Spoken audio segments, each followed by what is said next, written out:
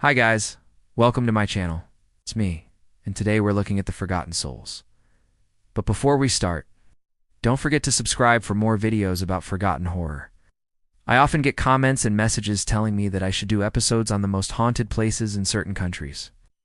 So when one of my subscribers suggested this one, I jumped at the chance because I had already done research on this place and I thought it was amazing. This is a place that really needs its history to be remembered. This is Chappaquiddick Island in Massachusetts. Just off the coast of the island is a small, uninhabited island called Myopia. On July 18, 1937, three young boys set out for an adventure on their rowboat. The boys were aged just 12, 14, and 16.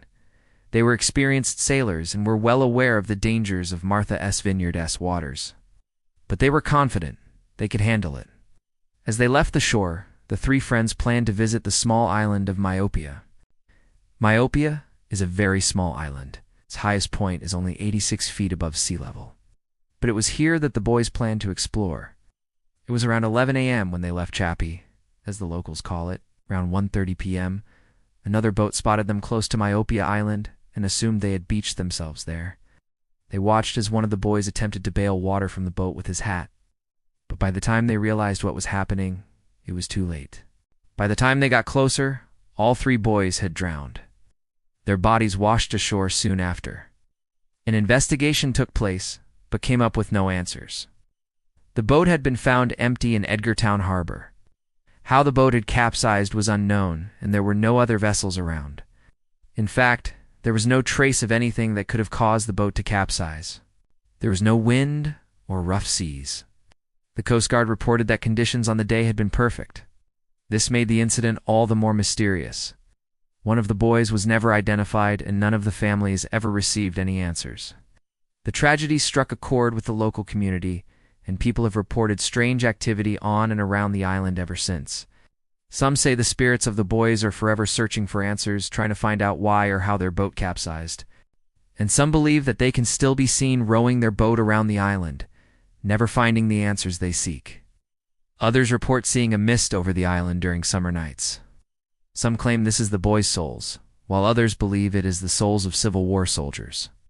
As I said before, this is Chappaquiddick Island, otherwise known as Chappie. It lies between Martha's Vineyard and Nantucket Sound. It's only 2.5 square miles in size, but it has a long and interesting history. Originally, the island was inhabited by the Wampanoag people.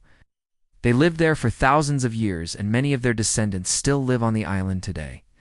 The name Chappie comes from the word chappie, which means full of character. The island certainly lives up to its name. It's not just the ghost of the boys that haunt the island. There are many other stories of strange and unexplained phenomena that have been reported here. One of the most famous is the story of the lighthouse keeper. The Chappaquiddick Island Lighthouse was built in 1808 and has been guiding ships safely into port ever since.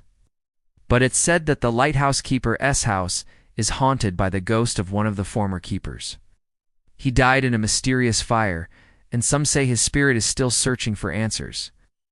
Visitors and staff have reported hearing his footsteps in the attic and seeing his shadowy figure walking the grounds. Some even claim to have seen him standing on the cliffs overlooking the sea. Another story comes from one of the island's beaches. It's said that the beach is haunted by the ghost of a woman who drowned here many years ago. Her body was never recovered, and it's believed that she may have been the victim of foul play. Some say her spirit still haunts the beach, warning visitors to stay away from the water. There have been several reports of strange lights and sounds coming from the beach at night, as well as unexplained chills and sensations of being watched. But perhaps the most unsettling story comes from the island's cemetery. It's a small cemetery, but it's home to the graves of many of the island's early settlers. It's said that the cemetery is haunted by the spirits of those who died here. Visitors have reported seeing shadowy figures and hearing disembodied voices and whispers. Some have even claimed to see ghosts walking among the gravestones. So if you're ever on Martha's Vineyard, be sure to pay a visit to Chappaquiddick Island. Who knows? You might just see one of the island's many ghosts. Of course, this is all nonsense. Ghosts aren't real. However, the island does have a dark past. When I researched this episode, I learned that the island was also used as a dumping ground for slaves. Yes, you heard me right. During the early days of the settlement of New England, African slaves were brought to the island to work on the plantations. When they were no longer needed, they were simply discarded, left to fend for themselves on the island. Many of them died and were buried in a mass grave on the island. It's a sad and disturbing part of history, but it's important to remember that slavery was a part of life in America. The island also has a connection to the Civil War. During the war, the island was used as a training ground for Union soldiers. It's said that many of the soldiers died during their training and are buried on the island.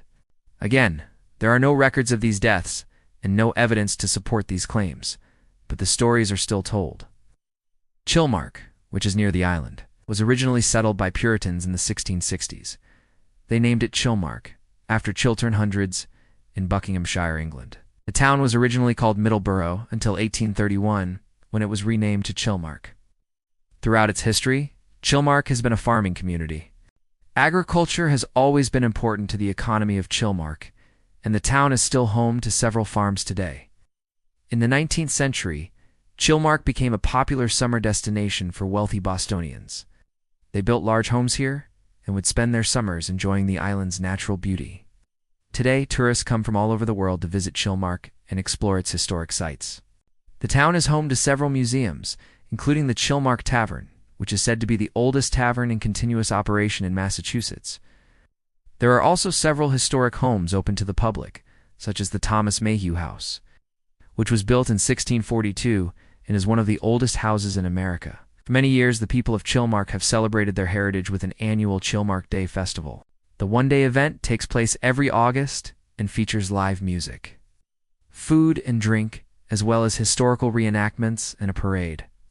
If you've ever visited Chilmark, I'd love to hear about your experience in the comments below. If you haven't, I highly recommend checking it out on your next trip to Martha's Vineyard. Just be sure to watch your step because you never know when a ghost might appear. That's it for this episode, guys. Let me know what you think of the forgotten stories in the comments below. Have you ever seen a ghost? If so, let me know in the comments below. What do you think of this case? I'm interested in hearing your thoughts. Also, please remember to subscribe for more videos about forgotten horror. I hope you enjoyed this episode, and thank you for watching.